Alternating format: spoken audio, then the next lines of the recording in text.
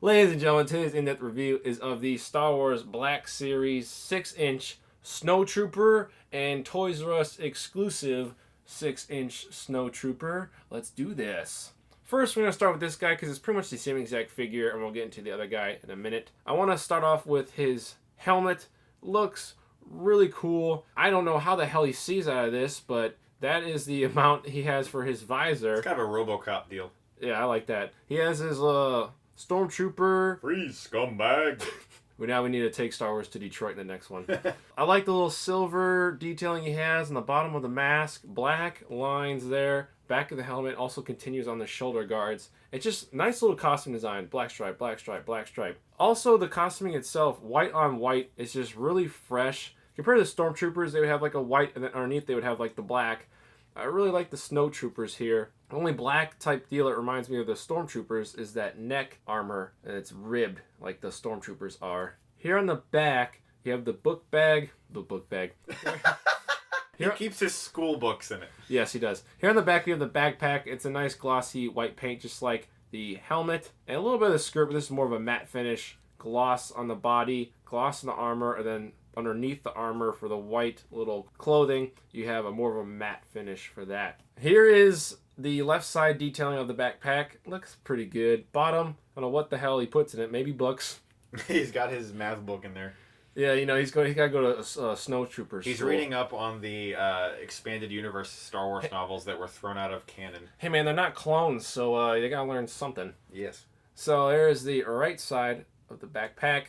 It's actually an interesting shape. Looks like a vacuum or something from the future. And if you take it off as like a hexagon, I don't know my shapes. It's been a while since 5th grade. Along with the circle, you actually put this backpack on. You can rotate it, and it'll actually like stay in place because that's a hexagon and not a circle. If you just had circle, circle, eventually if you kept rotating it around, it would just become loose. And then if this is the heavier end, that would be mass-wise going downward. So if you wanted to, for some reason, wanted to put it sideways, upside down, you can keep it in that pose because it's a hexagon on the backside. Here's the chest area. I don't know what the hell that is, but I guess we'll somehow find out if my resident Star Wars expert knows what that is. Some kind of symbol. I'm going to talk about the articulation. Shoulders go out like that so he can be in Titanic too. Arms go a little bit backwards, and they go nicely at 90 degrees forward. One thing I do like about this guy, he's got some gummy articulation on the arms. I actually kind of like that. He feels like a little person rather than an actual toy. You know, toys usually have these little snap. Most of them from Japan have like a little. I don't really like that. I like it a little smooth, and this guy is actually pretty smooth. Hands and wrists go in a 360, and something I really like about this Snowtrooper that a lot really don't have, but some do. A little trigger-happy hand. When you put his gun in, his index finger fits right there to push the trigger to shoot, and the rest sits in the palm of his hand. So I like that a lot. You can see the gun is nicely detailed, black and white, standard stuff. You have silver paint for the scope, and it looks fairly nice. I like it. Crotch time. So, oh, what was that? It looks like his skirt's a different, It's detached. ugh. He can depants himself. So like I was saying with the black belt, there's the belt. Nice little ribbing and detailing. Got a pouch there. And then a belt for the skirt, which is a plastic. Feels really smooth. I like it a lot. Nice little ribbing there on both sides. And then a line there. I don't know if these are like two separate pieces they decided to just put together from the film. But for the sake of this toy, they just had one piece. I don't know. His pants look pretty cool. They look, you know, kind of like a old school Stormtrooper type deal. Reminds me of something from the 70s somebody would wear. He's got knee pads. I like the shin guards. Looks like something from Bane meets somebody from WWE. You have white glossy protection on the front, and then it's strapped in with 3 black straps on the back. You do see the holes for the knee articulation. The boots are really interesting. Never seen this kind of design before. They look like you have your standard boots. They're like white Timbs almost. Some kind of shaggy pant ankle covers. That's kind of weird. And I think it's designed to keep him warm. that'd probably be good because he's a Snowtrooper. And his feet really don't articulate that much. So let's see if he can sit down.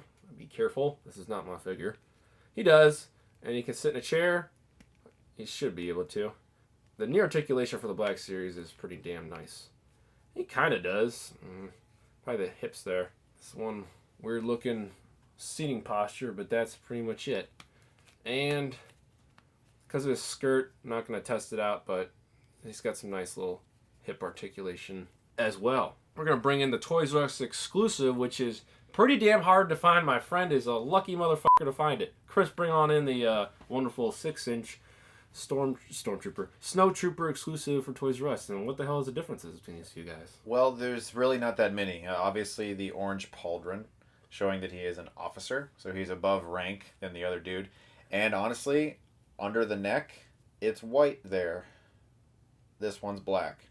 You can't quite tell because of the black pauldron, but if you look really carefully, it's white underneath his helmet. That one's black. And for the most part, that's it.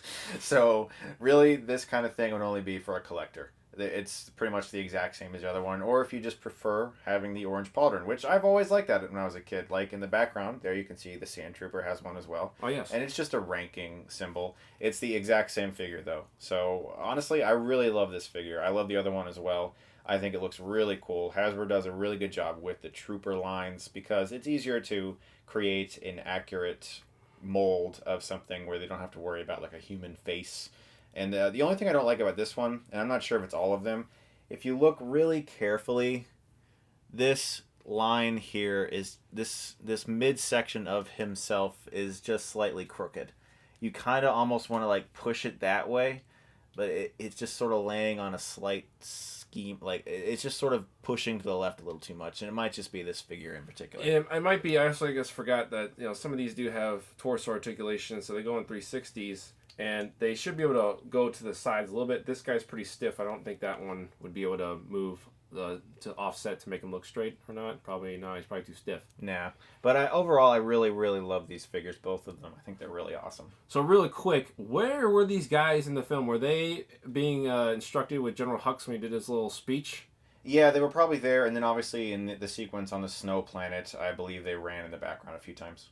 Okay, so yeah, it's some things I have to rewatch over and over again. That's the kind of film this is, though.